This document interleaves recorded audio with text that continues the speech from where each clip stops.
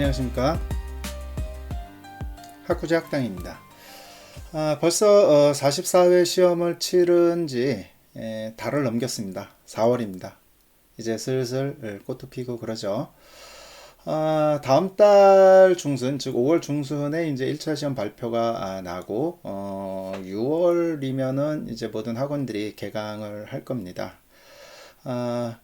1차 시험을 좀 어느 정도 좀 치르신 분들은, 그러니까 이제 공부를 열심히 해서, 합격의 가능성을 믿고, 계신 분들은 지금 열심히 그 면접 준비를 하고 계실 거고요.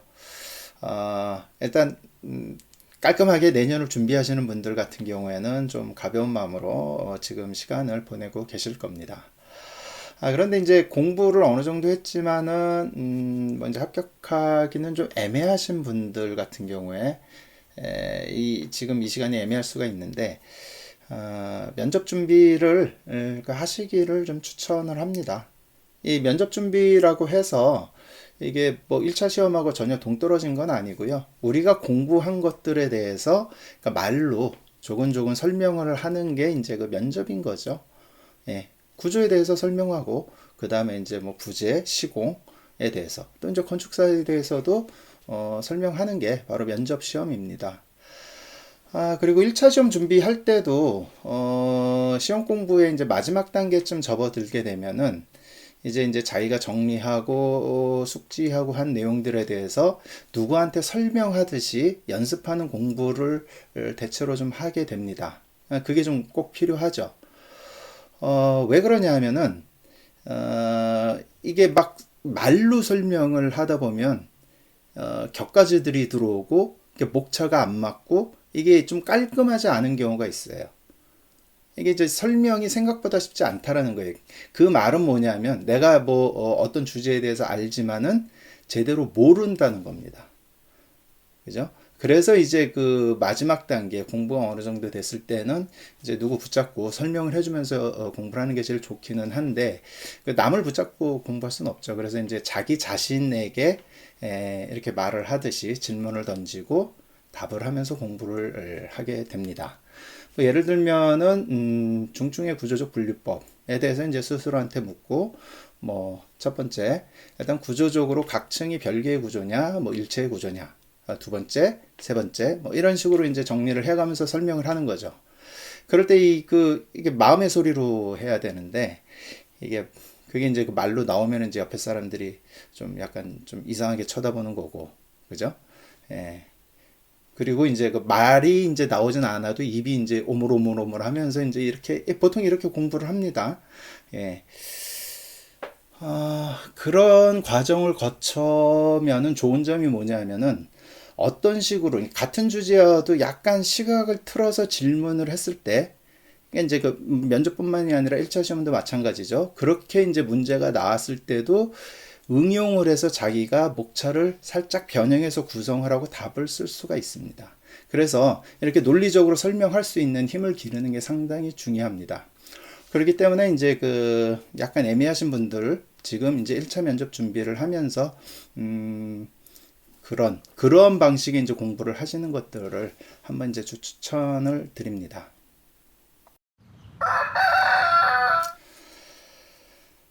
자, 오늘은 일단은 깔끔하게 내년을 준비하시는 분들이 지금 이 시간을 어떻게 보내야 되는가에 대해서 좀 간단하게 말씀을 드리겠습니다. 그 한 달 반, 한 두 달 정도 이제 남았는데 그 시간을 좀 자유시간이라고 생각을 하고 이제 가볍게 답사 다니고 뭐 슬슬 뭐 교재도 좀 보고 그렇게 하면은 되지 않을까라고 생각을 하시면, 그럼 이제 내년에도 좀 힘든 상황이 되겠죠. 어, 저는 지금 이 시기가 가장 중요한 시기라고 생각을 해요. 그러니까 이제 6월달 본격적인 레이스가 시작이 되면은 그땐 누구나 다 똑같습니다. 일주일에 하루 강의 듣고 2, 3일 복습하고 그 다음에 하루 스터디하고 그 다음에 뭐 또 이틀 정도 또 이제 자료 정리하고 또 다시 강의 듣고, 이 똑같습니다. 누구나 비슷해요. 거기에서 나오는 차이는 그렇게 크지 않습니다. 그런데 지금 이 시기에 걸음을 충분히 뿌리신 분들과 그렇지 않으신 분들의 성장 속도가 다릅니다. 무슨 말씀이신지 아시겠죠? 그래서 지금 이 시간을 얼마나 알차게 보내느냐가 상당히 중요한 한데, 그러면 이제 그 걸음을 어떻게 뿌릴 거냐, 무엇을 뿌릴 거냐, 이제 그 문제겠죠. 저는 좀 시험에 직접적으로 관련이 있지 않다 하더라도 좀 더 이제 근본적인, 좀 더 이제 근본적인 것들을 이야기해주는 책을 읽는 것을 저는 추천을 드립니다. 그래서 그 책들을 오늘 몇 권 소개해 드리도록 하겠습니다. 먼저 고 김도경 선생님의 지혜로 지은 집을 추천합니다. 제가 뭐 책 자체를 뭐 이렇게 서평할 건 아니고 출판사 서평을 좀 읽어드리겠습니다. 이 책은 기단과 초석부터 지붕과 문살 장식까지 한국 건축물 한 채를 이루는 모든 요소를 짚으며 놀라운 구조와 과학으로 조합된 하나의 실체로서 한국 건축을 바라본다. 한국 건축의 물리적인 뼈대를 이루는 구조와 의정을 중심으로 체계적인 구조 분석과 개념 해설, 풍부한 실물과 도면 자료, 건축물 곳곳에 깃든 숨은 역사와 지혜를 넘나들며 한국 건축을 샅샅이 파헤친다. 라고 이제 서평을 했습니다. 아주 적절하고요. 제가 이 책을 읽으면서 받은 느낌은 조선 시대의 이제 실학파 선비가 꼼꼼하게 뭔가를 기록한 책, 이런 느낌이에요. 기본적으로 이제 김도경 선생님 학자입니다. 학자이시면서 실질적인 어떤 건축물로서의 어떤 그 목조 건축, 목조 건축의 이제 시공 과정을 살펴보면서 그 이론적인 바탕들을 설명을 하는 것이죠. 아주 좋은 책이고요. 당연히 사실은 저는 이제 이 책도 좋아하지만 김도경 선생님의 이제 박사학위 논문, 그러니까 한국 고대 목조 건축 형성 과정에 관한 연구를 저는 좀 개인적으로 이제 감명 깊게 읽었습니다. 그러니까 이제 선사 시대서부터 이제 목조 건축의 이제 완성기까지 어떤 구조적인 틀이 이제 그 변화해 나가는 어떤 분기점들을 명확히 보여주는 그것을 이제 논증한 논문이거든요. 아주 저는 이제 좀 잘 읽었습니다.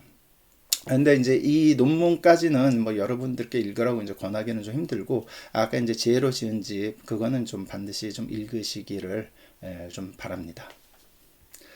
자, 그리고 이제 그 김종남 소장의 이제 한옥 짓는 법이라는 책도 추천합니다. 이제 김종남 소장을 만나면 이제 그런 농담을 해요, 항상. 자기는 이제 법과 관련된 책을 썼다. 그래서 자기는 법조인이다. 이제 그런 농담을 좀 하는데, 자, 일단 출판사 서평을 읽겠습니다. 한옥 짓는 법은 전통 문화재, 문화유산이죠, 이제. 전통 문화재를 보수하고 실제로 한옥 짓는 일을 관장하는 시공 기사가 10여 년간의 현장 경험을 바탕으로 한옥 시공의 전 과정을 실물 사진 자료 및 도면과 함께 정리한 책이다. 한옥 짓는 법은 한옥이 어떠한 건축 원리에 기반하여 어떻게 지어지고 있는가 하는 문제의식에서 출발하여 전통 건축의 구조적 원리를 충실하게 설명하면서 한옥 짓는 방법을 시공 전 과정을 통해 체계적으로 담아낸 전통 건축 길라잡이다. 라고 이제 설명을 하고 있습니다.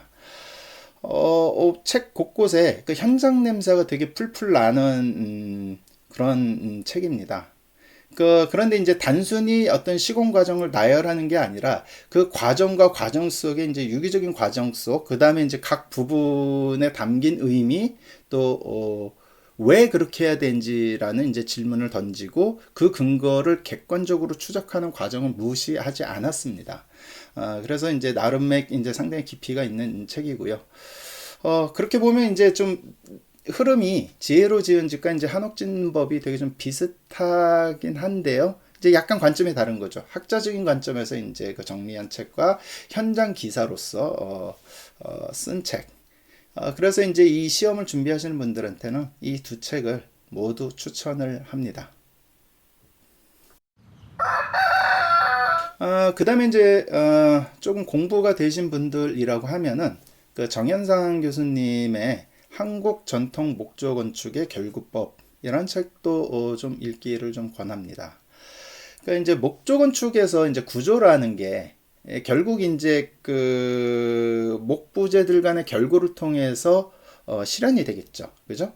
이제 그래서 이제 결구법에 대해서 이제 단편적으로 많이 공부를 하게 됩니다. 그런데 이 책은 우리가 아는 주요한 건축물의 실제 결구, 각 부위의 실제 결구들을 바탕으로 해서 이 결구법이라는 것을 정리를 한 책입니다. 지금 이제 결구법에 대한 얘기를 하지만 결국에는 구조를 얘기하는 책이거든요.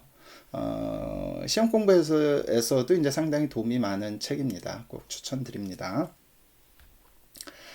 그리고 이제 그 개별 건축물의 구조와 시공이 아닌 공간을 구성하는 집합적 건축으로서의 전통 건축을 설명한 책으로 그 김봉렬의 한국 건축 이야기 1, 2, 3 이 책을 추천합니다. 이제 우리가 익히 아는 이제 불국사 석굴암에서부터 시작해서 종묘, 도산서원, 부석사, 서남사 이런 이제 건물들을 다루는데 어떤 이제 건축물에 대한 표피적인 설명뿐만이 아니라 전통 건축을 형성하는 뿌리와 철학을 녹여낸 아주 장중한 에세이입니다. 사실 이 책이 뭐 시험하고 직접적으로 연관성이 있지는 않죠. 그러니까 이제 우리가 시험 공부를 하면서 공부하게 되는 부석사 무량수전과 이 책에서 읊어주는 이 책에서 살펴보는 부석사 무량수전의 느낌이 많이 다릅니다. 저는 이 책을 읽으면서 내가 다뤄야 하는 우리의 이 문화유산에 대한 애정과 좀 자부심이 그렇게 해서 그게 좀 충만해지는 것을 느꼈어요. 좀 그런 측면에서 꼭 읽어보시기를 권하는 책입니다. 그리고 이제 이러한 교양서적과 함께 아마도 이제 한국 건축 용어 사전이나 그 다음에 한국 건축의 역사, 그 다음에 법령집 등을 읽으실 것이라고 생각을 합니다. 근데 이제 용어 사전 같은 경우에는 일단 뭐 읽으시는데 읽어보셔야죠, 사전처럼. 근데 이제 너무 진지하게 읽으실 필요는 없을 것 같아요. 사전처럼 한번 쭉 훑어보시고 또 이제 좀 나중에 가시면 공부가 어느 정도 되면 좀 내용 자체에서 좀 비판적으로 바라봐야 될 부분도 좀 파악을 할 수가 있거든요. 그런데 이제 한국 건축의 역사는 이제 꾸준히 반복해서 읽으실 필요가 있습니다. 그러니까 단순히 건축사 시험 대비를 위해서 이제 이 책을 읽는 게 아니라 이것을 이제 구조의 관점에서 또 특히 이제 구조의 관점에서 연계해서 이제 공부하시면서 읽으실 필요가 있어요. 즉 이제 우리가 이제 구조의 관점에서 건물을 다룰 때는 그 건물 자체에서 깊이 들어가긴 하지만은 이 한국 건축의 역사를 같이 읽으시면 그 건축물의 앞뒤 맥락을 알게 되잖아요.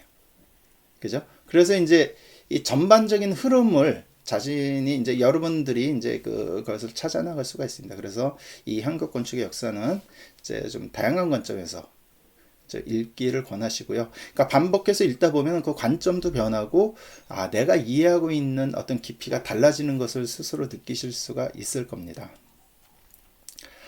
그 다음에 이제 더불어서 이제 좀 더 이제 여유가 있으신 분들은 그 김동 선생님의 그 한국 건축, 중국 건축, 일본 건축 이런 책도 읽어보시기를 권합니다.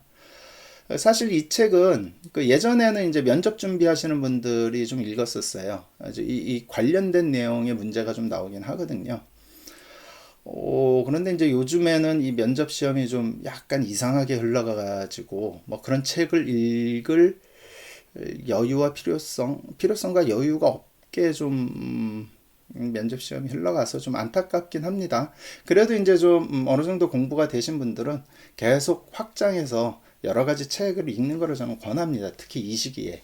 그랬을 때 이 한국 건축, 중국 건축, 일본 건축도 꼭 추천하는 책입니다.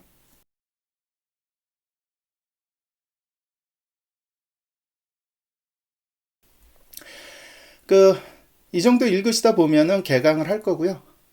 이렇게 자양분을, 그러니까 거름을 충분히 땅에 녹여내신 분은 본격적인 레이스가 시작을 했을 때 5000cc짜리 8기통 엔진으로 누구보다도 힘차게 달려갈 수 있을 것이라고 저는 확신을 합니다. 노력하시는 수험생들의 컨트롤 기원합니다. 고맙습니다.